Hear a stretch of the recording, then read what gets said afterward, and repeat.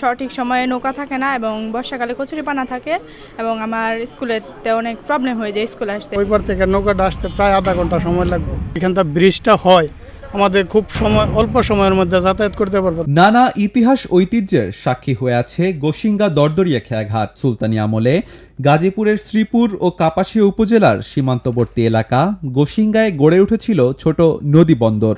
তখন সৈন্যরা দরদরিয়া ঘাট দিয়ে যাতায়াত করত মানসিংহের রাজধানী টোকনগরীতে। প্রায় ৫০০ বছরের ঐতিহ্যবাহী গোসিঙ্গা দরদরিয়া খেয়াঘাটের দুই পাশের বাসিন্দারা ভোগান্তি পোহাচ্ছেন একটি সেতুর অভাবে।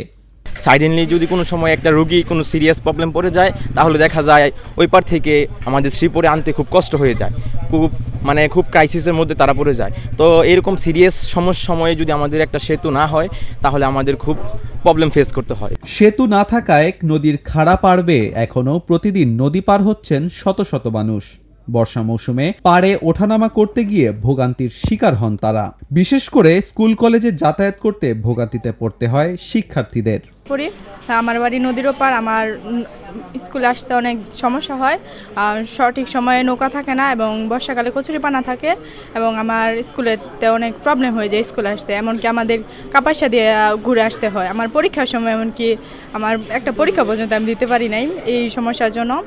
আমি চাইবো যেন আমাদের নদীর ওপার দিয়ে একটা ব্রিজ করা হয় এবং যাতে আমাদের স্টুডেন্টদের বা অন্য কোনো লোকদের সমস্যা না হয়। প্রাক নির্বাচনী পরীক্ষার সময় আমি নৌকা পাই না, এই জন্য আমার যেখানে 20 টাকা ভাড়া প্রয়োজন ওখানে আমি 100 টাকা ভাড়া দিয়ে কাপাসিয়া দিয়ে ঘুরে আসতে হয়। আমি চাই আমাদের নদী পার যেন একটা ব্রিজ হয়। ঘাটটিতে একটি সেতু নির্মিত হলে শ্রীপুর কাপাসিয়া উপজেলার মানুষসহ কিশোরগঞ্জ, হোসেনপুর, পাকুন্দিয়াবাসীর রাজধানীতে যাতায়াত সহজ হবে। আমাদের এই ঐতিহ্যবাহী এই গোসিঙ্গা এবং কাপাসিয়ার দুইটা উপজেলার মধ্যে আমাদের এই যে গোসিঙ্গা খেয়াঘাটের যে বৃষ্টি সেটা একান্ত প্রয়োজন।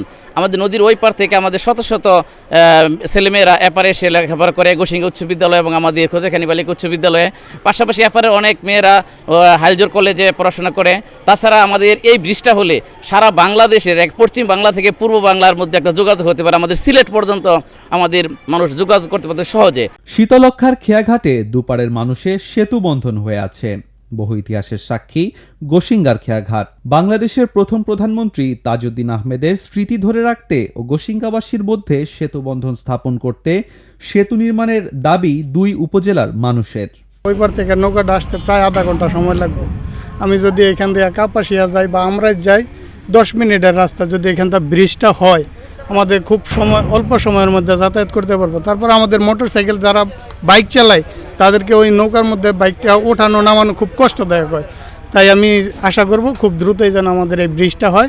ব্রিজটা হলে আমাদের এই এলাকার মানুষের দুর্ভোগ খুব দ্রুতই সমাধান হবে। শ্রীপুরবাসীর দীর্ঘদিনের দাবি গোসিঙ্গা সেতু। অনেকবার এ ব্যাপারে প্রতিশ্রুতি পাওয়া গেলেও বাস্তবায়ন হয়নি। একটি সেতু থাকলে কয়েকটি থানা এবং জেলার মানুষের যাতায়াতে বেশ সুবিধা হতো। দুই পাশে পাকা সড়ক থাকা সত্ত্বেও বাস চলাচল করতে পারছে না শুধুমাত্র একটি সেতুর অভাবে। নদীর ওই পারের অনেক ছাত্রী আমার এই খোঁজাখানি বালিকা উচ্চ বিদ্যালয়ে লেখাপড়া করে, তারা তাদের যাতায়াতের জন্যে গোসিঙ্গা খেয়াঘাটে একটি ব্রিজ অতীব জরুরি। অবশ্যই এই ব্রিজ যদি এখানে হয় তাহলে আমাদের এবং কাপাসিয়া, শ্রীপুর কাপাসিয়া দুই উপজেলার লোকজনের জন্যে অনেক সহজ হবে। মালামাল বহন করা থেকে ধরে যোগাযোগ রক্ষা থেকে ধরে ঢাকা ময়মনসিংহ যাতায়াত সকল কিছুই অনেক সহজ হবে। দুই উপজেলার বাসিন্দাদের সুবিধার্থে শীতলক্ষার খেয়াঘাটে দ্রুত একটি সেতু নির্মাণ ব্যবস্থা করবে কর্তৃপক্ষ, এমনটাই দাবি স্থানীয়দের। শেখ সাদি, দ্য নিউজ।